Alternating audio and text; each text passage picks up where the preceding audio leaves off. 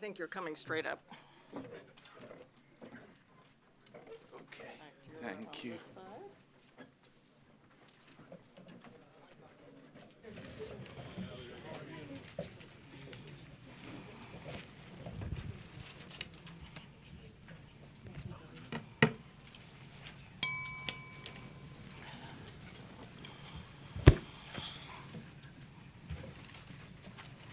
Well, good morning, everyone. Welcome to Asia Society. I'm Josette, Sheeran, President and CEO here. Asia Society was founded more than 6 decades ago to build bridges of understanding and bridges over troubled waters.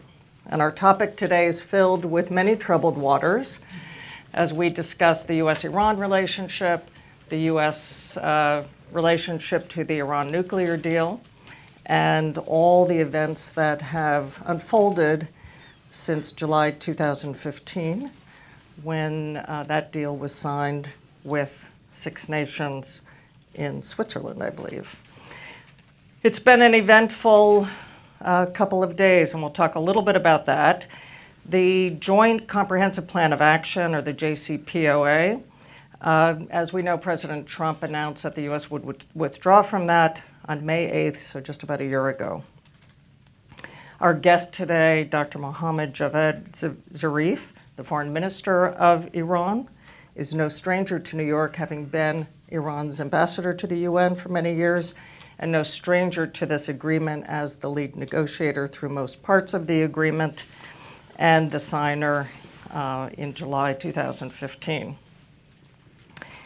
This framework called for Iran to redesign, convert, and reduce its nuclear facilities in exchange for lifting nuclear-related sanctions, and was famously called by candidate Trump the worst deal ever. Today we'll explore where this deal stands and Iran's views on a range of topics. Before we begin, I'd like to acknowledge our trustees who are here today. I see Denise Saul here, Susan Hakaranian, Hamid Biglari. I think Luke Hayden is with us. I want to welcome our trustees who sustain and support this institution. Yes. And our ASPE Council member, Charles Delaria, and also the many academics and scholars on Iran who have joined us today and are not strangers to this institution or this subject and topic. So welcome, everyone. I'm going to start with a few questions, and then if you have questions, there are cards and I think your seats. Have you all found those? Pass those out, and our staff will collect those and pass those up. And for those of you who are watching on the internet, we invite you to send in your questions under hashtag AsiaLive. AsiaLive now, Sanjeev? Yes, and also to send those in over the internet, and they'll be passed up to me. Mr. Minister, we've come a long way since July 2015. I would say relations continue in a negative spiral between the U.S. and Iran. And in fact, on Monday, the Trump team announced it's terminating sanctions waivers for 8 major importers of Iran crude oil. China, India, Turkey, Japan, South Korea would be affected by this, about 1 million barrels a day. The U.S. Special Representative Brian Hook briefed reporters yesterday and said until Iran starts behaving more like a normal nation and less like a revolutionary movement, this Cold War will continue. Could you give us your perspective on where things are? Well, first of all, it's very good to be back in Asia Society. First time I came here was in 1992 when I was Deputy Foreign Minister, so it's good to be back here again after so many times being here. I think what's important is for the US to look at what it's saying, to listen to itself. It says, act like a normal state. But would a normal state withdraw from any international treaty they signed into?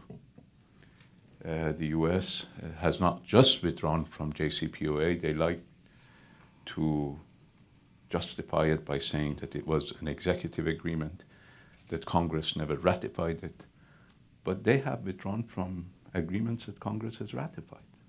The INF Treaty, they've even withdrawn from UNESCO. I think whatever you can name, they have withdrawn from. The Paris Climate Convention. So who's not acting like a normal state? That's the first question that they have to answer. We were at the negotiating table. Brian Hook was there too, himself, until last April. He did not expect to end that. He told my deputy that this would continue. He did not believe that his president would do what he did. So now he has to justify a policy that basically is no policy. And it's a very dangerous policy. The United States has not only violated a Security Council resolution, but it's calling on others to violate that. Sanctions this time that the US is imposing is different from sanctions that it imposed in the past. Because in the past, the United States did not have any barrier from Security Council. It could even say that there are a number of Security Council resolutions calling for Iran to stop its uranium enrichment, and Iran is not living by those resolutions. We disagreed with them, but at least they had that argument. Now there exists a Security Council resolution which openly says that the purpose of the resolution is to normalize Iran's business relations. And it calls on all states to implement that resolution. Now the United States is not only not complying itself, but it's saying that the rest of the world should not comply. And it's going a step further, saying that we will punish you if you comply. This is first time, to my knowledge, and I've dealt with the UN for the last 40 years, this is the first time that this is happening at the UN, that a permanent member of the Security Council is openly calling on other countries to violate a Security Council resolution and threatening them with punishment if they didn't. So I think it's not for Iran to make that decision. It's for the rest of the international community to make a decision whether they want to allow this to happen or whether they want to stop somewhere. Now, we know that the United States is a big economic power. We know that the United States is a huge market. We know that nobody wants to lose the US market. But the American government should understand that people are doing this out of desperation because they have no other choice. This is coercion, pure and simple. Do we want to build international relations on coercion? Do you think it's sustainable? These are important questions for anybody who's interested in long-term peace and stability in the world to ask if coercion is sustainable. As a diplomat who has devoted my life, and I know that you have too, we cannot accept that coercion is sustainable. We cannot accept that coercion should be the rule of the game. We're not idealists. We know that power play is a fact of life in international relations. But power has to be moderated by some sort of rules. Otherwise, we'll be living in a jungle. I do not want to repeat and bring you back to history. We had an empire ruling the world for much longer than the US has ever existed. And it ends. Empires end. We need to know whether we want to establish a modus operandi that would last longer than our empire. So is this a stalemate with no possible resolution? Is this a Cold War? Is this something that continues to devolve? Do you see any path or any issues that have been put on the table that can be discussed with the U.S.? Well, as I said, the U.S. left the table. The table is still there. It's not as if there's no table. The United States does not need a new table. Table is there. There is a resolution. There is an agreement. I mean, I negotiated all of that agreement. And I know that neither Iran nor the United States will ever get a better agreement. It's not an agreement that I like. I can assure you that with whatever good words President Trump put for Secretary Kerry, is not an agreement that Secretary Kerry liked. But it was the best agreement we could both reach with 5 other people in the room. It's a difficult process. We had competing interests, not just competing interests of Iran and the United States, but even competing interests between the United States and its own allies, its own European allies, competing interests between the United States and Russia and China. So there were a lot of competing interests came into play, and there were competing interests from outside. There were people, my new concept of the B team, Bibi, Bolton, bin Zayed, and bin Salman, the 4 Bs. The Algerians now have a call that we do not want the 3 Bs. Now I think the world should not want the 4 Bs. They didn't want it from the beginning. From day one, they didn't like this. But this was the best deal that we could achieve. And I think even in the future, this would be the best deal that can be achieved. President Trump may believe in his deal-making abilities. But we have seen how it worked with North Korea. I mean, we do not want a photo op and a 2-page document. We have many of those photo ops, we had them, and a 150-page document. It goes to every detail because it was based on mistrust. It wasn't based on trust. Nobody trusted the other side. And we shouldn't have trusted the other side. I mean, there is a history between Iran and the US. So nobody trusted the other side. We explained in rather meticulous detail everything that was supposed to be done. And now President Trump says he wants something better. Well, he may want something better, but unless he can dictate what he likes, he won't get it. So just to explore the status of Iran's approach to the U.S. withdrawal, you have decided to stay in the agreement with the other parties. You have been working with Europe for the establishment of a special purpose vehicle that would allow for the economic benefits to flow from that. And I understand there's been a hiccup or two in the parliament in aligning financial regulations that would enable that to happen. Could you give us your assessment on where you are with Europe and whether that seems to be staying the course and whether you think those financial benefits will flow? We know that the IMF's predicting that the Iran economy may shrink 6% in this coming year, so I know this is a vital question. Well, sanctions certainly impact our economy. Sanctions target ordinary people. And I think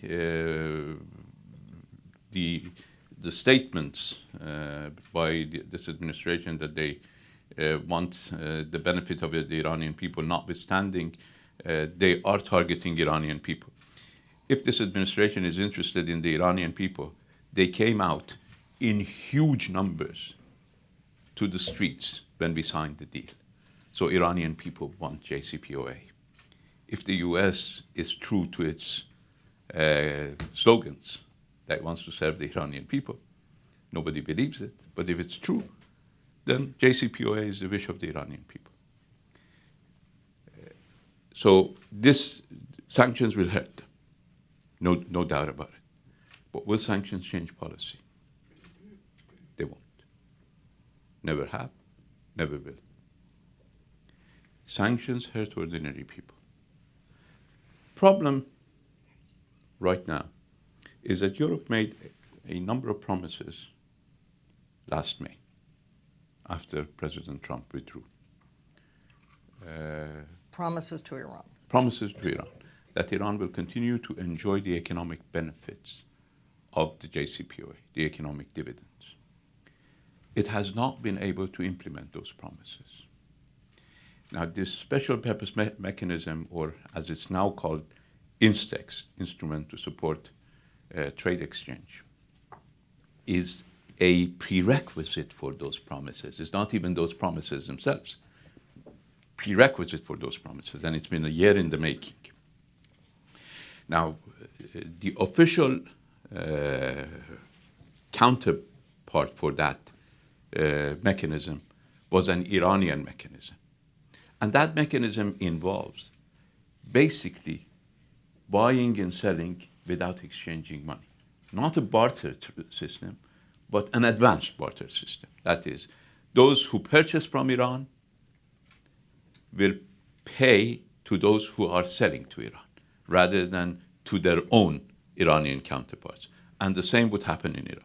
So we had to establish a counterpart to Instex in Iran, and we have done that. So officially, the problem is resolved. Now, what you refer to as FATF requirements for Iran, those are being addressed in Iran. Most of them have been implemented. They had 41 conditions. We have done 39. 2 are outstanding. Some other conditions are dependent on these 2 that are outstanding, 2 international conventions that have to be ratified. It's gone through the parliament. 1 last stage is remaining, and there is a lot of debate about that. And the focus of that debate is Iran is not benefiting from the other agreements it entered into. Why should it enter into another agreement?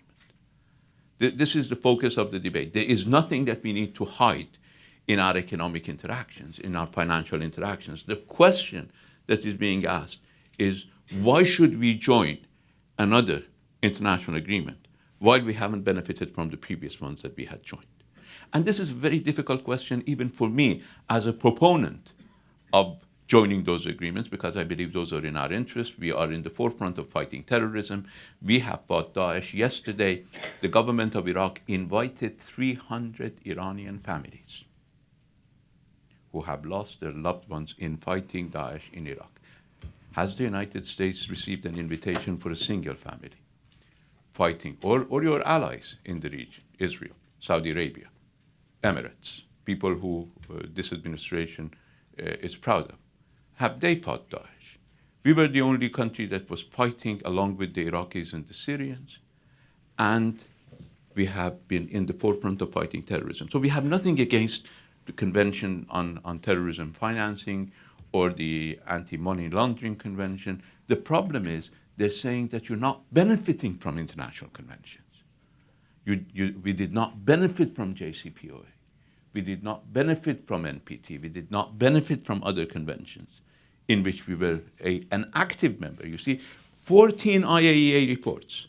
14 IAEA reports. And IAEA has never been very friendly to Iran. This entire process started with IAEA, in our view, making an erroneous claim in 2002. But 14 IAEA reports have said that Iran has faithfully implemented JCPOA and all its other international commitments in nuclear non-proliferation. And the United States goes out and issues a report that Iran has not implemented those, after having said repeatedly that Iran is implementing. So the US government is negating itself. Even Trump administration is negating itself. Even Secretary Pompeo time and again said Iran is observing. Now they're saying that Iran is violating non-proliferation regime.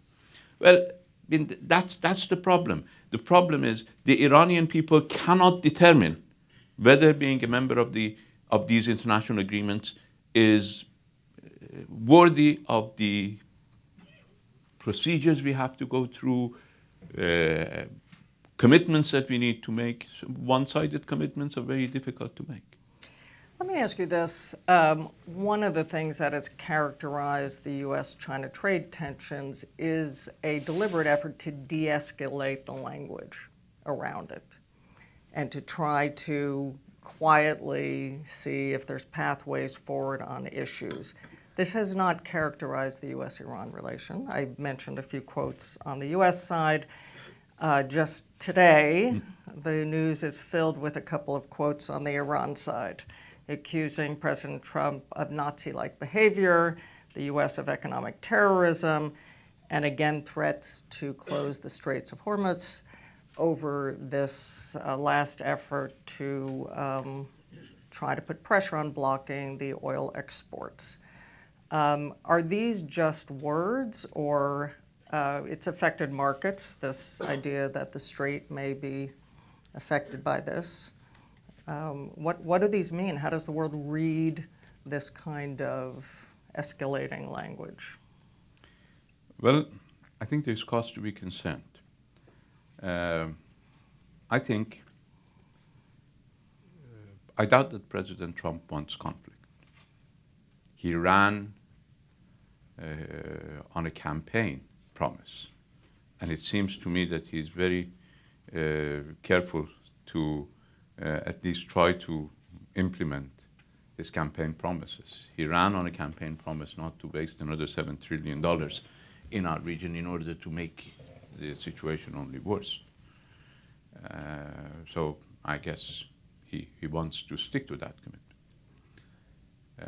He thinks through further pressure on Iran, the so-called maximum pressure policy, he can bring us to our knees. His mistake. We have 7,000 years of history. We've had battles. We've had losses. We've had victories. Usually we haven't come to our knees. And this won't be an aberration of that. We don't look at history in terms of 2, 4, and 6-year terms as usually people do, whether they're members of Congress or in the administration or in the Senate. We look at history in millennia. And our dignity is not up for sale. President Trump believes that by pushing us, by imposing economic pressure on us, we will sell our dignity. Not going to happen. Even if I wanted to do that, the Iranian people won't let me do it. So he shouldn't try to put pressure on the government. He is actually putting pressure on the Iranian people because he knows where the determination is. Determination doesn't come from me. It comes from the Iranian people. It comes from their history. So this is the reality of the situation.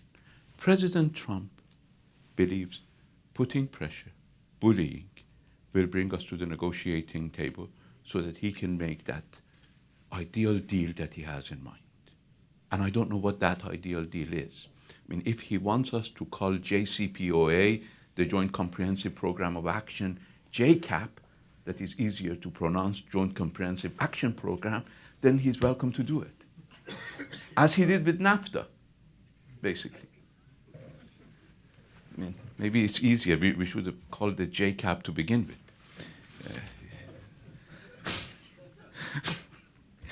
But if he wants to push Iran into accepting a new deal that would be selling our dignity, then we won't be able to do it.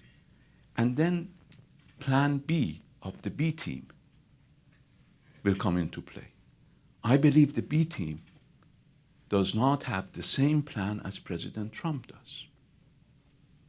President Trump has a plan, but he is being lured into not a plan, but a plot, which will cost another $7 trillion and even a greater disaster. So what is the plot of the B team?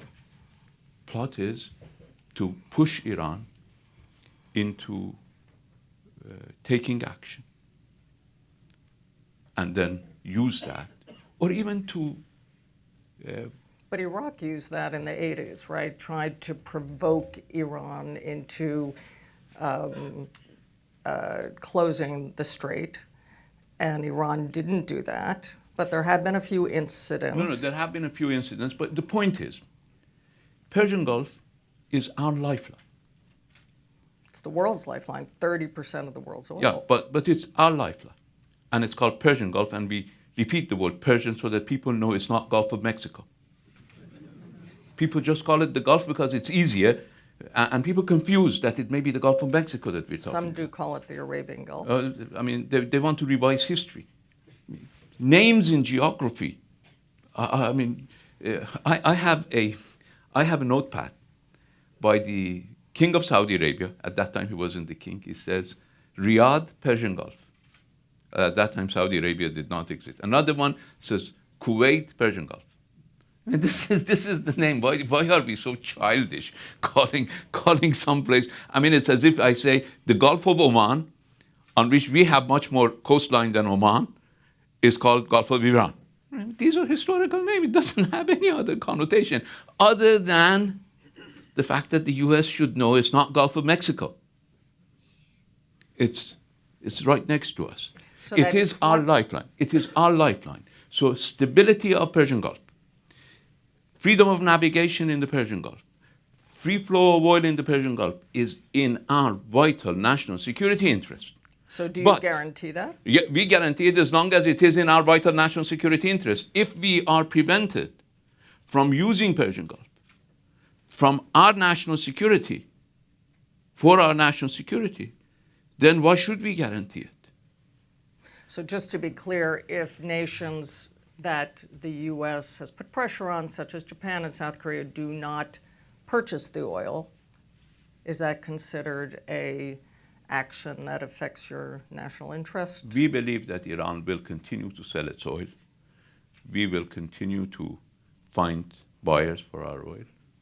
And we will continue to use the Strait of Hormuz as a safe transit passage for the sale of our oil. That is our intention, and that is what we believe will happen. But if the United States takes the crazy measure of trying to prevent us from doing that, then it should be prepared for the consequences. What does prevent mean? I just want to be clear on... Well, I mean, the United States may take, the B team wants the United States to take crazy measures. And it won't be the first time that the United States has taken adventurous measures, plotted for it by others. So I don't want to enter into hypotheses. What I'm saying is it is in our interest, it's our vital national security interest to keep the Persian Gulf open, to keep the Strait of Hormuz open.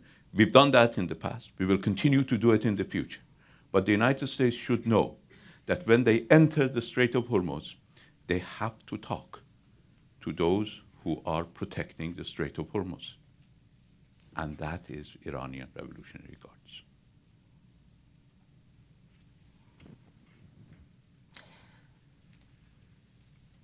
So the U.S. in March negotiated with Oman to have greater access to the ports there.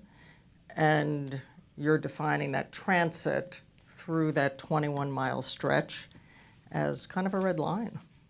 No. When they come through this, our rules of engagement in the Persian Gulf and the Strait of Hormuz hasn't changed. So channels of communications are open. They enter through arrangements with Iran. They leave through arrangements with Oman. That's their choice. Well, we're going to come to the audience in a moment. Let's see if we can find some brighter lining in this. We'll try. But before we leave the Gulf... I said the rules of the game has not changed. The rules of engagement have not changed. So they continue to behave. There's no reason for us to seek confrontation. So that's your silver lining. Okay. Well, let me just ask on the Belt and Road, which has had quite a lot of activity around the Gulf. What is Iran's view on Belt and Road? Are you participants, and are there key projects that you've been interested in? Well, I think Belt and Road Initiative is an important initiative. It's a strategic initiative for China. President Xi has put it on first top of his priorities. So, and we consider that to be positive. They're investing a great deal in the region. They have a number of projects in Iran, including industrial projects, transit projects in Iran. You know, we connect the Sea of Oman through Chabahar port, which has up till now been exempted from U.S. sanctions, to Europe, both St. Petersburg as well as Black Sea, and also Turkey. So this is a strategic transit corridor. We have other transit corridors that are connecting east and west. We just agreed with the Iraqis to connect our railroad to the Iraqi railroad, which means that connecting our railroad to the entire regional railroad. These are important development projects which will not only bring economic development but fight terrorism. Because if you consider the place where Chabahar is and where Pakistani port of Gwadar is, this is a hotbed of terrorism. And much of terrorism in that particular region, which connects also to Afghanistan, is because of lack of economic development. So if we can develop, through the Belt and Road Initiative, those areas, we have done a major blow. We have dealt a major blow to extremist terror in Pakistan, in parts of Iran, foreign-sponsored, in parts of Iran, and in Afghanistan. Thank you. Let's broaden the lens a bit, and we have a question from Tom O'Connor of Newsweek, who asks, does Iran have any specific plans to build regional ties after the Baghdad summit, and where does Iran see itself in a world where Russia and China are increasingly challenging the U.S.? But we believe that it's not just Russia and China. Everybody is fed up with unilateralism. The meeting today in the United Nations is called Celebrating Multilateralism. That's why I'm here. So the rest of the world is not very happy with unilateralist policies of the United States. And Iran is a part of that part of the world, which is, I think, outside probably parts of the Beltway. Everybody else wants that type of the world to live in. So we're a part of the regional scenario. We're a part of the global scenario. But in our region, we have suggested a regional dialogue forum in the Persian Gulf. I made that suggestion about 5 years ago, and we stick to that suggestion. That proposal is on the table. It can even reach a non-aggression pact. If our neighbors are ready for a non-aggression pact with Iran, we are ready for a non-aggression pact with them, including Saudi Arabia, including the United Arab Emirates. We have no problem with that because we're satisfied with our size, we're satisfied with our geography, we're satisfied with our natural resources. We don't have any reason to have any ambition, territorial ambition with anybody else. So these are facts on the ground. We have very good relations with Turkey. We've never had such a good relation in the past 40 years. We have extremely good relations with Pakistan. We never had such a good relation with Pakistan in the past 40 years, and I've been involved in Iranian foreign policy for the past 40 years. We've never had such good relations with Azerbaijan.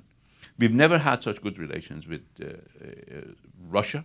We've never had such good relations with Iraq. Our relations with Afghanistan are excellent. Situation in Afghanistan is not that beautiful. Wrong policies by the United States, seriously wrong policies by the United States, wrong approach, an attempt to exclude everybody and just talk to the Taliban has alienated the government, has alienated the region, has alienated everybody else, and it achieved nothing, as you've seen from the statement that came from the Taliban, from the measures that were taken by the Taliban. I was first to say that in any peace in Afghanistan, Taliban cannot be set aside or isolated. But you cannot negotiate the future of Afghanistan with the Taliban. The Taliban represent only a segment of Afghan society, not all of it. You cannot exclude the government. You cannot exclude the other groups in Afghanistan and just talk to the Taliban. This is wrong. We are talking to the Taliban. We have official relations with the Taliban. But it doesn't mean that we talk about the future of Afghanistan with Taliban without talking to the government or without talking to other groups. So our approach to security and stability is regional, not unilateral. We have a multilateral approach to our security. We do not participate in meetings on Afghanistan where the Afghan government is not present. That's the principle. We do not participate in meetings about our neighbors when we're not present. We had better relations with the United States during the previous administration, but we never spoke to the previous administration about the region without the presence of the region. That's our policy. We don't decide about our region. We believe the region has to decide about itself. One area that key players in the region have agreed on is that ISIS needs to be removed from the region. What is your understanding of the status of ISIS and what happened in Sri Lanka? What's your understanding of the connection there? Unfortunately, we've been saying that, and people believe that we were just trying to make propaganda and a conspiracy theory approach, that ISIS has been airlifted from Iraq and Syria into Afghanistan. Now you see one example of it, unfortunately, in a barbaric attack on Easter Sunday in Sri Lanka. But unfortunately, the people of Afghanistan are seeing incident after incident, terrorist attack after terrorist attack by ISIS directed against particular sects in Afghanistan in order to create the sectarian war that ISIS has been looking for ever since Zarqawi started this process in 2002. So we need to be very careful about what we are doing. I think this game that the United States is playing, this obsession with Iran that is being pursued is causing serious difficulty. And the consequences of this obsession will go far beyond Iran. We know how to protect ourselves. People should remember, when I talk about history, people say, why do you talk about history? But history is a good lesson. People should remember that right after our revolution, Saddam Hussein invaded Iran. At that time, United States supported him, Soviet Union supported him. I usually use this. He was fighting Iran with US AWACS surveillance information, Soviet MiG fighters, French Exocet missiles, British Chieftain tanks, and German chemical weapons. So you name it, we're behind him. Where is he now? What did he do after he failed to attack Iraq? What did Taliban do? What did Al-Qaeda do? What did ISIS do? What is happening in Yemen? Who is paying the price? When will the United States stop making the wrong choices? These are repetitions of the same scenario, just the names have changed. Two names are constant, Iran and the US, everybody else has changed. Saudi Arabia provided $75 billion, $75 billion to Saddam Hussein to fight us. What did he do? Saudi Arabia and the United Arab Emirates, and President Trump is very happy to name them, were the ones who recognized the Taliban. What did that bring to the United States? Even then they did it on behalf of the United States. What did that bring the United States? So I think we need to be a bit more farsighted. I think the United States does not need to have this policy. It's not serving the interest of the United States. Which policy? The policy of being obsessed with Iran. The policy, there was a revolution. The US used to rule Iran. Now it's not. But that doesn't have to mean the US has to be obsessed with Iran, try to undermine Iran, try to do every mistake to correct the mistake of having a coup in 1953 and bringing the Shah to power so that when he was removed, the United States had to withdraw from Iran. Mistake after mistake. You do not correct a mistake by another mistake. You need to look at what can be done. United States wants stability in Iraq. United States believes that the current Iraqi government is its ally. Now you saw how the current Iraqi government hosted me and hosted our president. I didn't spend several hours in Iraq. I spent 5 days. I went to 5 Iraqi major cities.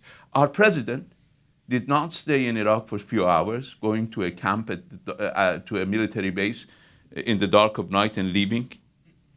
Our president stayed in Iraq for 3 days. He went to public places. He met with tribal chiefs in addition to the government. So, if the United States believes that it's an ally of the Iraqi government, if the United States believes that it wants to have stability in Iraq, exactly what we want. If the United States believes that it wants stability in Afghanistan, that's exactly what we want. If the United States believes that it wants stability in the Persian Gulf, if the United States believes that Strait of Hormuz has to be free to commercial navigation, that's our vital national security.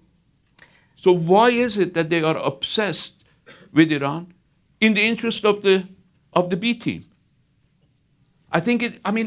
Just look at it. B team is not a slogan. B team is pushing U.S. policy towards a disaster. Tell me again who's in the B team. Bibi, Bolton, bin Zayed, bin Salman. So I have to say there seems to be a mutual obsession. No, I don't have an obsession with living.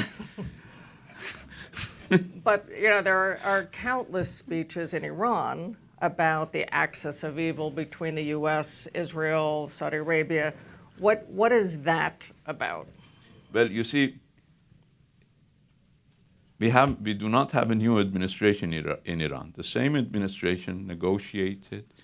So this is a consistent.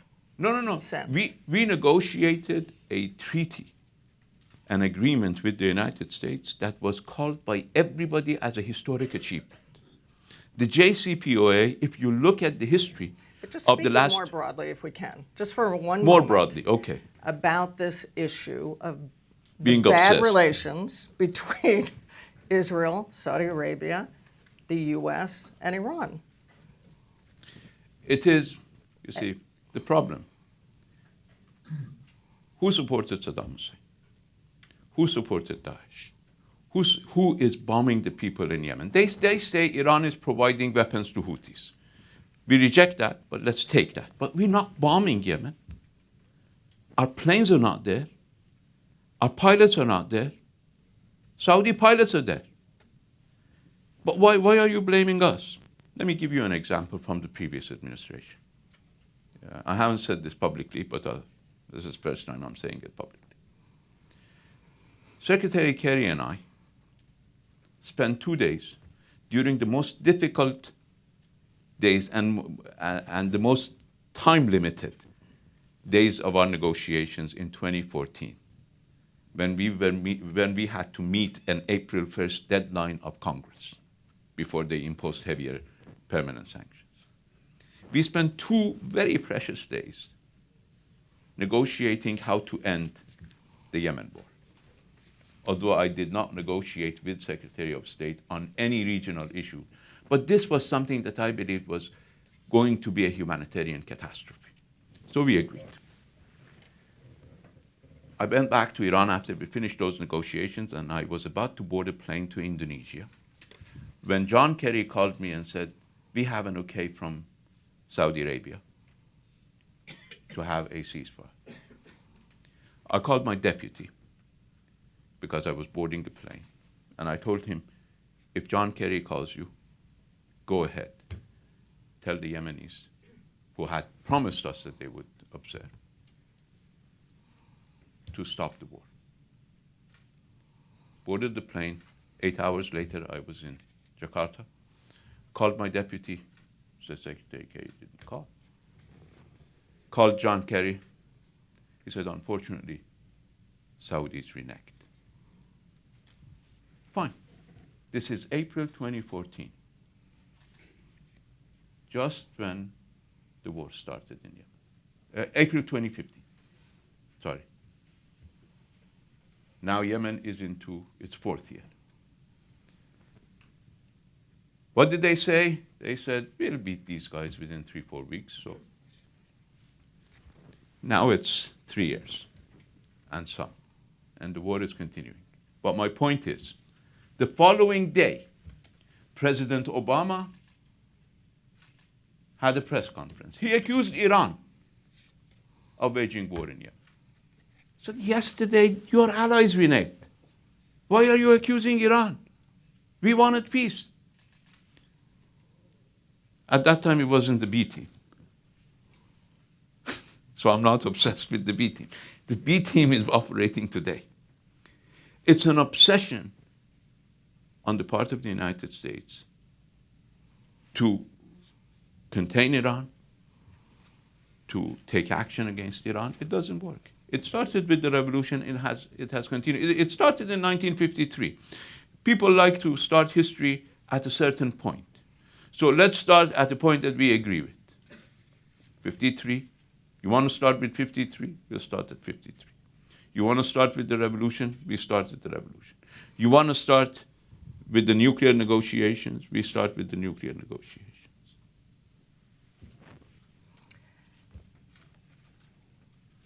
But by the way, that's why I do not make an opening statement, because I tell everybody that I'm long-winded in my answer, so I don't need to make a long-winded opening statement.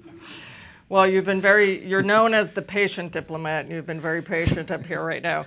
We have a ton of questions. Okay. I would say they group I have to leave in 10 minutes to exactly. speak at the UN. So I'll make short answers. So they group in a few areas. Okay. Lots of questions about the 2020 elections in the U.S., whether Iran sees that as perhaps a change in U.S. policy, an opportunity.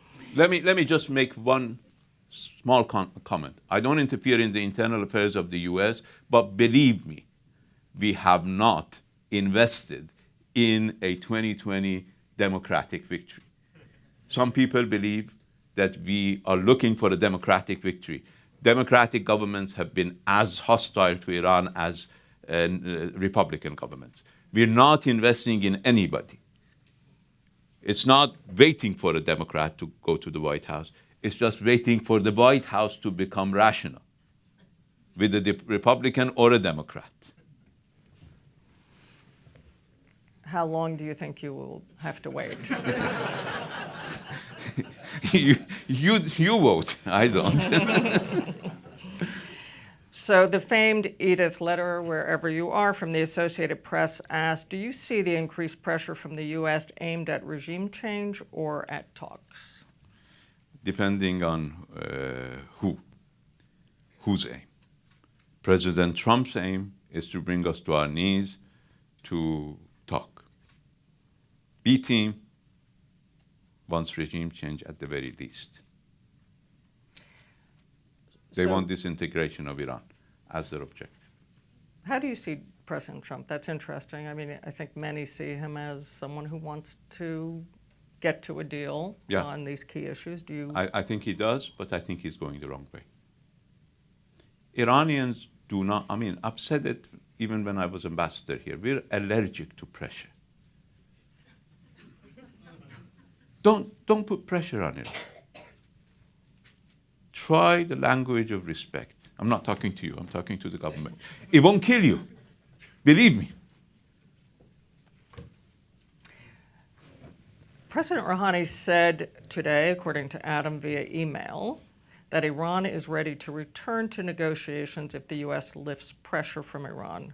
What specific pressures and sanctions or more? No, the president said that exactly what I said, that U.S. was the party that left the negotiations.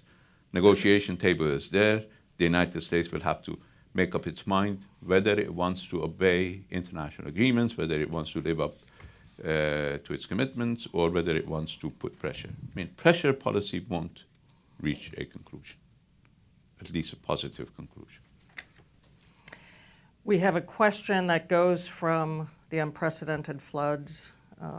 Our sympathies go out to the Iranian people and the suffering that has happened with those, to the environmental challenges and the imprisonment of some environmental activists, and wondering if the Rouhani government is looking to secure their release.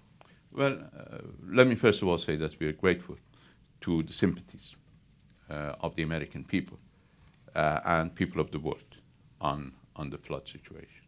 Let me also tell you that the United States government has prevented a single dollar to be transferred to Iranian Red Crescent Society, even from the Iranian expatriate community, in the US or elsewhere in the world. People come to our embassies with cash. My colleagues in Frankfurt, where I transited yesterday, were telling me that a taxi driver came, a Pakistani taxi driver, came to their doorsteps with €1,000 in cash, saying that I want to help the Iranian floods. Why did he have to come with cash? Because he cannot transfer the money in a... And the US says it's against money laundering. This is promotion of money laundering.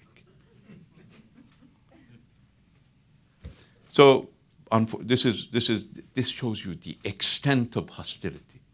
And it's not a regular flood. I mean, in one day, 24 Iranian provinces were facing a flood. I think the fact that we have such a low, even one casualty is one too high, but had such a low casualty number, 76 or 77, shows the crisis management that we were able to do.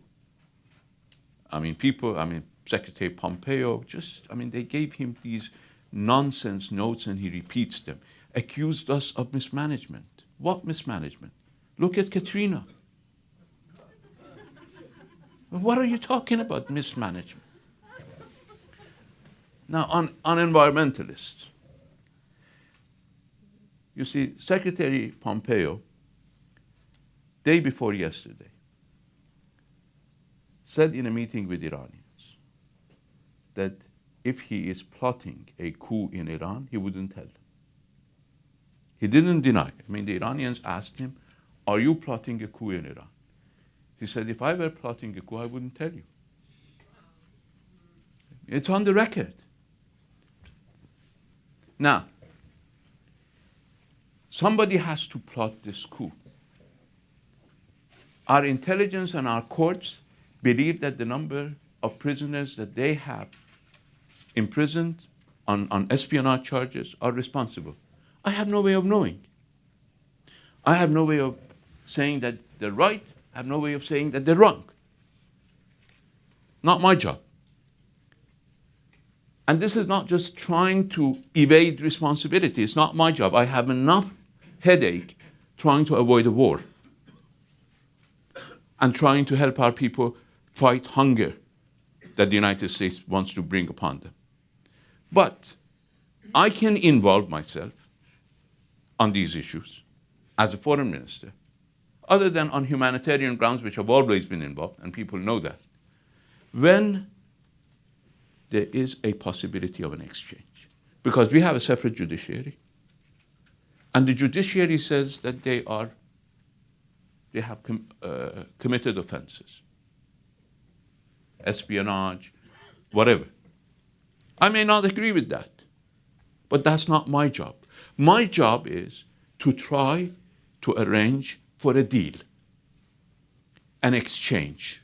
I did it once. We reached an agreement. And believe me, there are Iranians in prison in the United States on sanctions violation charges.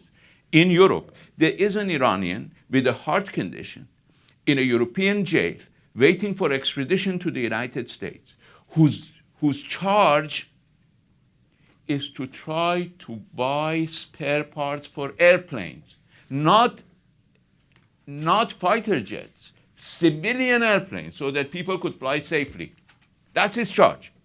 He's lingering in prison in Germany on an extradition request. We have an Iranian lady in Australia who gave birth to a child in prison, not even on bail, inside prison, on an extradition request by the United States because she was responsible as a translator in a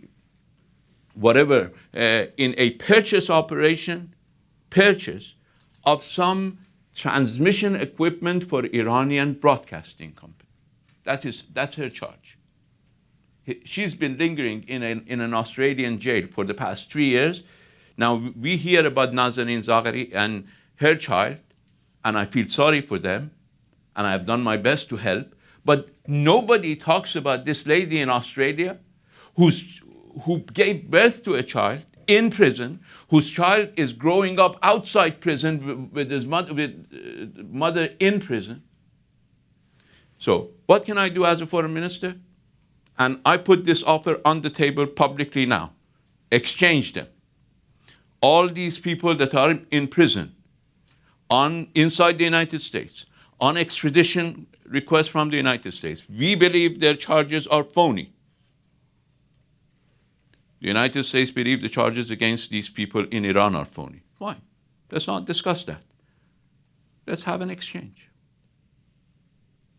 I'm ready to do it. And I have authority to do it. We've informed the government of the United States 6 months ago that we are ready. Not a response yet. If they tell you anything else, they're lying. Given what you have said, which is this deep level of hostility right now, have the dangers of miscalculation in this relationship risen to a crisis point? Is this, in your experience, and what would be your main way of diffusing that? How do you talk to the U.S. right now? Well, I think we are not at it's not a crisis yet, but it's a dangerous situation. Accidents, plotted accidents, are possible. I wouldn't discount the B team plotting an accident anywhere in the region, particularly as we get closer to the election here. So dangers are there. We're not there yet. They're still hoping. Ambassador Bolton went to this terrorist group, MEK, last year, just before becoming National Security Advisor, and promised them that in 2019 he would celebrate with them inside Iran. That's the type of convoluted, crazy thinking that they have. Now, it's about 4 months after the promised day, and I'm here talking to you instead of he talking to them in Tehran. So, Mr. Minister, our time is almost up. You, as I've mentioned, are known as the patient diplomat. But in February, you resigned in a tweet. And my question would be, not so much why did you resign? We have many experienced diplomats in the room. Why would you come back into a situation that seems almost impossible to navigate given? We diplomats never give up hope for a better future. I had to resign because I thought the integrity of my office was in question. When the integrity of my office was admitted to by everybody, I saw no justification. All of us may want to leave. It's a tough job. I don't think anybody would envy my position, particularly when I have to deal with the B team. But I wish it was the A team at least. But once I have no excuse, I have to do whatever I can in order to prevent conflict, to see if we can resolve conflicts peacefully, diplomatically. And I have a lot of hope. I believe during the negotiations on nuclear deal, I said, we diplomats always make the right choice after having exhausted all the wrong choices. Now, I do not believe that there are many wrong choices left to make.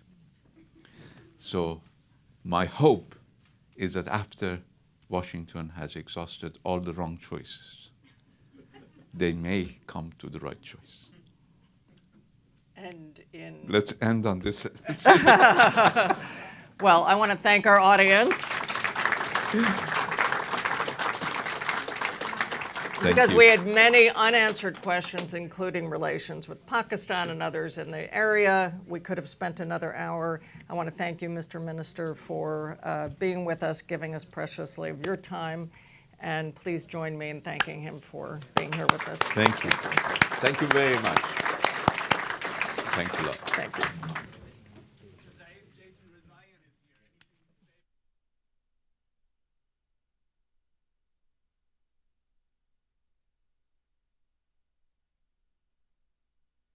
challenge again. I spent a lot of sleepless nights in order to get him and his wife out of Iran. I will do it again if I'm given a chance by this administration. So go to Washington, not come to me.